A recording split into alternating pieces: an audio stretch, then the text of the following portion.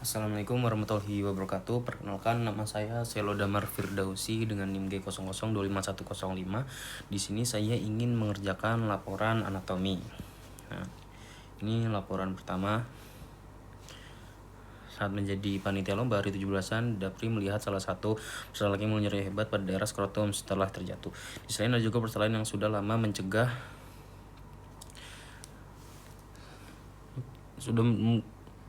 terjatuh. Selain peserta lain sudah lama mengeluh benjolan di skrotum yang terasa seperti kumpulan cacing. Nah, pertanyaan itu jelaskan anatomi penis, skrotum, dan testis, jelaskan jalur perjalanan sperma dari testis hingga keluar, lalu jelaskan keunikan perbedaan anatomi dan klinis. Nah, ini yang pertama. Latar belakang. Penis itu tersusun atas dua corpora cavernosa dan satu corpus spongiosum, lalu penis itu tersusun atas dua corpora, ada corpora cavernosa sama corponosa spongiosum. Corpus spongiosum itu mengelilingi uretra dan melebar distal menjadi glans penis. Glans penis. Uretra laki-laki itu berjalan dari kandung kemih hingga ujung glans sebagai saluran terminal. Nah, ini penis, ereksi dan ejakulasi. Mekanisme ereksi itu parasimpatis, mekanisme ejakulasi itu simpatis. Nah, mekanisme ejakulasi terdiri dua proses, yaitu emisi dan ejakulasi. Emisi adalah transmisi cairan semen ke dalam uretra, sedangkan ejakulasi adalah keluarnya cairan semen dari ostium uretra externum. Lalu reseptor aferen oleh N. pudendus sentrum akan bawa rangsang segmen lumbalis. Lalu ke skrotum. Nah, skrotum adalah itu kantong kulit dan otot polos di bawah penis yang terbagi menjadi dua kompartemen oleh septum skrotum. Di dalamnya terdapat testis, epididymis, fascia spermatica, dan funiculus spermaticus. Fungsi utamanya adalah melindungi testis dan menjaga suhu testis, testis tetap lebih rendah dari suhu tubuh agar spermatogenesisnya itu optimal. Nah, ini testis juga itu merupakan struktur yang homolog dengan ovarium pada wanita, terletak di dalam skrotum dan terdapat sepasang. Testis kiri lebih rendah dari testis kanan karena funiculus spermaticusnya itu lebih panjang. Nah, ini jalur spermanya. Jadi spermatozoa itu dihasilkan oleh sel gametubulus contortus seminiferus, lalu ke tubulus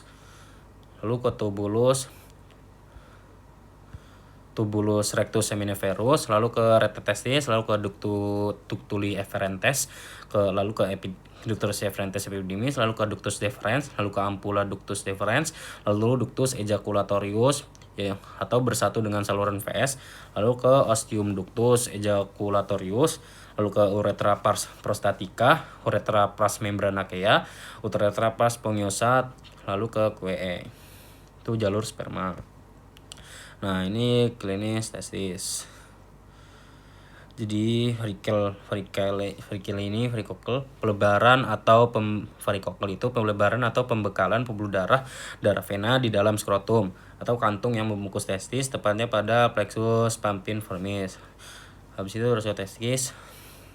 Rasio testis adalah kondisi saat testis terpelintir pada korda spermatika sehingga aliran darah ke testis itu terhambat. Nah, ini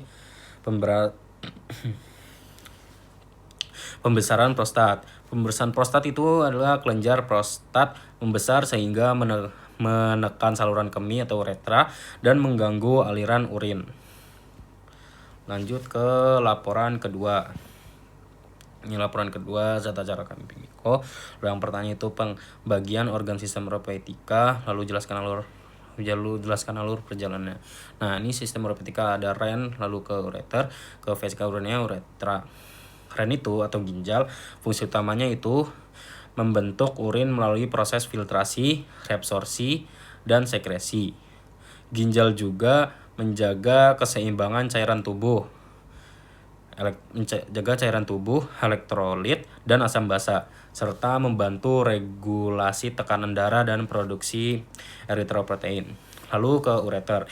Ureter itu saluran yang membawa urin dari ginjal ke vesika urinaria yang fungsinya menyalurkan urin dengan gerakan peristaltik. Lalu ke vesika urinaria. Vesika urinaria atau kandung kemih itu berfungsi sebagai tempat penyimpanan urin dari kandung kemih ke luar tubuh. Fungsi sebagai tempat urin sementara sebelum dikeluarkan. Yang uretra itu baru saluran akhir yang mengalirkan urin dari kandung kemih keluar tubuh. Nah, ini jalan urin. Jadi urin mulai terbentuk di nefron ketika darah difiltrasi sehingga menghasilkan filtrat awal. Filtrat ini kemudian masuk ke besaran zat yang kemudian masuk ke tubulus contortus proximal. Tempat terjadinya reabsorpsi besar-besaran zat yang masih dibutuhkan tubuh seperti air, glukosa, dan ion. Selanjutnya filtrat mengalir ke tubulus descendens. Di mana air keluar sehingga filtrat menjadi lebih pekat. Lalu filtrat kemudian melewati lengkung Henle di medula yang berperan penting dalam membentuk gradien osmotik untuk proses pemekatan urin.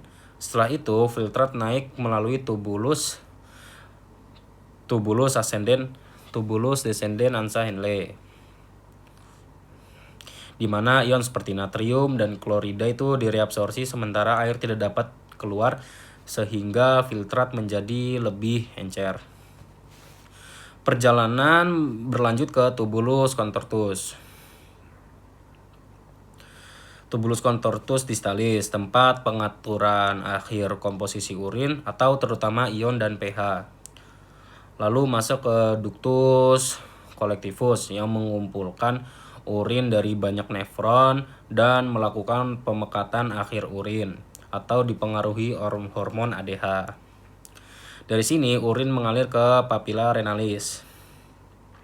Kemudian ditampung di cycles minor bergabung ke cycles mayor. Lalu menuju ke pelvis renalis sebagai corong utama ginjal. Urin selanjutnya dialirkan melalui ureter menuju vesika urinaria untuk disimpan sementara ketika terjadi refleks mixi, urin dikeluarkan melalui uretra hingga akhirnya keluar dari tubuh. Proses ini juga merupakan bagian penting dari sistem oropoetika yang memastikan bahwa tubuh mempertahankan keseimbangan cairan dan elektrolit serta mengeliminasi limbah metabolik. Keseimbangan cairan elektrolit serta mengeliminasi limbah metabolik dengan efisien. Sistem ini bekerja dengan harmonis untuk menjaga homeostasis yang merupakan kondisi keseimbangan internal yang penting untuk kesehatan dan fungsi optimal tubuh. Ginjal itu sebagai organ utama dalam sistem ini tidak hanya berperan dalam filtrasi dan ekstresi, tetapi juga dalam regulasi tekanan darah, produksi hormon seperti eritropoietin yang merangsang produksi sel darah merah, dan aktivasi vitamin D yang penting untuk kesehatan tulang. Dengan demikian, fungsi ginjal sangat vital bagi kelangsungan hidup dan kesejahteraan keseluruhan. Selain itu, penting untuk menjaga kesehatan sistem oropoetika dengan mengonsumsi cukup air, menjaga pola makan seimbang yang rendah garam dan kaya akan buah serta sayuran, serta melakukan aktivitas fisik secara teratur. Langkah-langkah ini juga dapat membantu mencegah gangguan fungsi ginjal dan komplikasi yang mungkin timbul dari masalah kesehatan terkait lainnya. Oke. Dan yang terakhir ini laporan ketiga. Ini laporannya, peluang bersalin seorang ibu dalam proses persalinan, bidang menilai peluang yang bertanya itu dasar pelvis dan perineum, diafragma pelvis, perineum perineum, spatium perineum profundum, regio genitalia dan regionalis. Yang B itu jelaskan hubungan anatomi pelvis dengan kondisi klinis dengan skenario terutama sebagai perbedaan pelvis pria dan wanita bidang Hodge dan episiotomi. Nah, pertama itu ada di pelvic floor. Jadi diafragma pelvis itu disusun atas 3 struktur. Pertama itu pelvic floor atau diafragma pelvis, lalu membrana perineum, lalu spatium perineum profundum. Nah, jadi ada itu M elevator ani. Itu origonya itu ada arcus tendineus yang merupakan penebalan dari fascia pelvis. Insersinya itu dibagi menjadi 3 serabut. Serabut anterior yang berinsersi pada corpus hanozygeus atau lebih terlihat dari inferior. Kedua itu yang berinsersi juga pada corpus hanozygeus. Dan yang ketiga itu serabut posterior yang berinsersi pada corpus hanozygeus dan os oxygeus. Nah, lalu ada inervasi cabang-cabang in Scarles 3 sampai 4. Fungsinya itu menyokong dan mempertahankan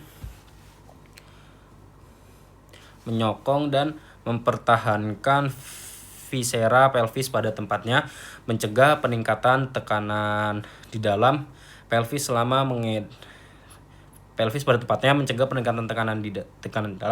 pelvis selama mengedan dan mendorong otot-otot abdomen saat batuk. Singkatnya itu hemosygeusia itu ada origonya itu spina sciatica, insersio sacrum osseosus, terus inervasi cabang-cabang in Scarles, terus fungsinya itu menopang diafragma pelvis. Lanjut ke membrana perineum.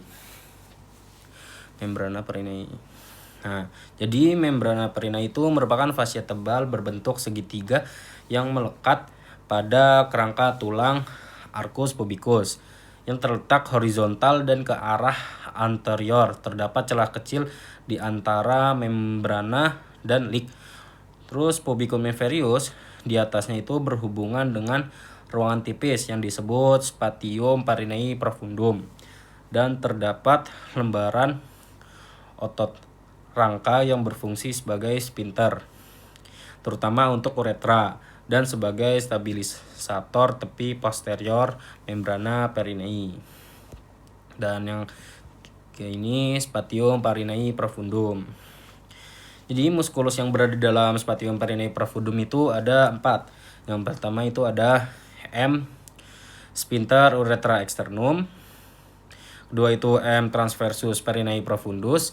M compressor uterata itu hanya pada pria. Terus M sphincter uretrovaginalis hanya pada wanita. Lanjut ke sini urgenitalis dan analis terbagi menjadi 2, itu ada regio urgenitalis sama juga ada regio analis. Di letaknya itu di bawah dasar pelvis yang bentuknya itu berlian yang dibagi menjadi 2 regio oleh garis khayal yang menghubungkan kedua tuber ischiadicum menjadi 2 regio urgenitale atau regio urgenitalis itu anterior, regio analis itu posterior. Batasnya itu anterior itu margo inferior simpis pubicum, lateral itu rami esophagica lic sacrotuberale, posterior itu apex os sociegeus. Nah, ini perineum. Jadi perbedaan perineum wanita dan pria itu, kalau wanita itu lebih ke belah ketupat. Kalau pria itu lebih ke bentuk layangan. Lanjut ke perbedaan pelvis. Nah, perbedaan pelvis.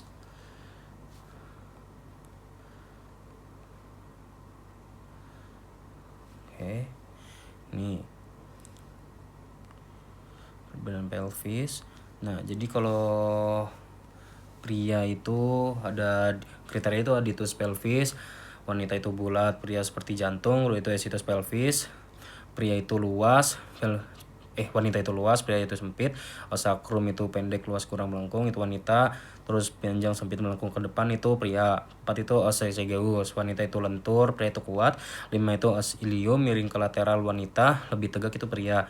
Habis itu cavitas pelvikus, dangkal, luas, itu wanita. Dalam, sempit, itu pria. Tulang pelvis, wanita itu tipis dan tidak kuat, pria itu tebal dan kuat. 8 itu arcus pubis, wanita membulat, pria sempit. 9 itu foramen obrutarum, wanita itu riang ular kecil, kalau pria itu tiang ular lebar. Acetabulum itu kecil, luas. 11 itu inferior ischiadica, wanita itu luas dan dangkal, pria itu sempit dan dalam. 12 itu spina ischiadica, tidak menonjol, pria itu menonjol. Ini bidan Hodge.